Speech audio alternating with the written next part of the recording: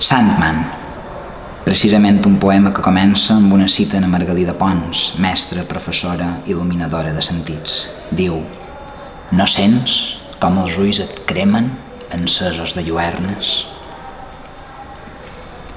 He recordat que viure, llavors, era simplement aplicar-se a una distància adàmica dels objectes, reposar nu a la cuixa d'un llit o filar l'amor amb un bon grapat de mans palpant l'ignot. Ben enfonsat com Pròsper quan va perdre el seu regne.